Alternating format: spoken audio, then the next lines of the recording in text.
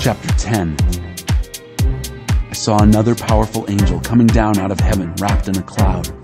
There was a rainbow over his head. His face was sun-radiant, his legs pillars of fire.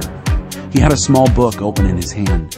He placed his right foot on the sea and his left foot on land, then called out thunderously. A lion roared. When he called out, the 7 thunders called back.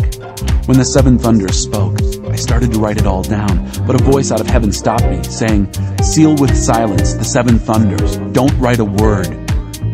Then the angel I saw astride sea and land lifted his right hand to heaven and swore by the one living forever and ever, who created heaven and everything in it, earth and everything in it, sea and everything in it, that time was up. That when the 7th angel blew his trumpet, which he was about to do, the mystery of God, all the plans he had revealed to his servants, the prophets, would be completed. The voice out of heaven spoke to me again. "Go, take the book held open in the hand of the angel astride sea and earth." I went up to the angel and said, "Give me the little book." He said, "Take it, then eat it.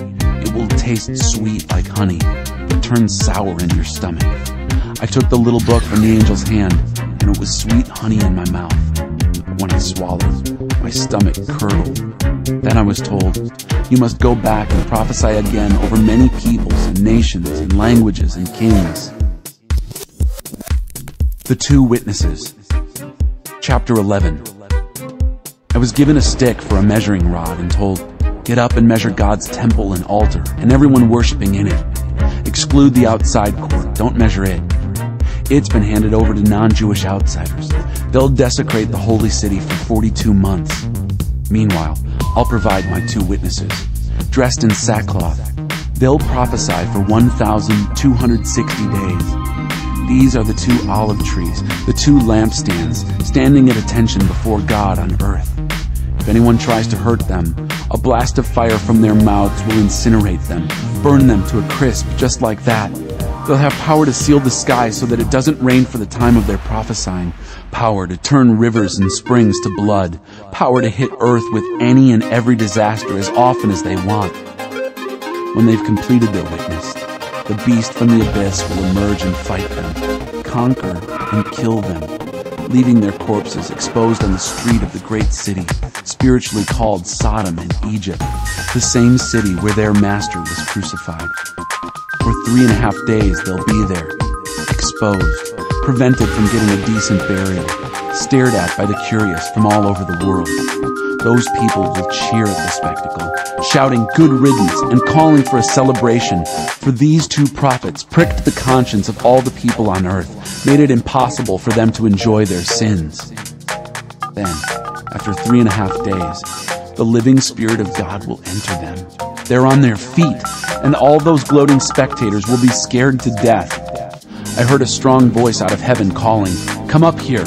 And up they went to heaven, wrapped in a cloud, their enemies watching it all. At that moment, there was a gigantic earthquake. 1/10 of the city fell to ruin.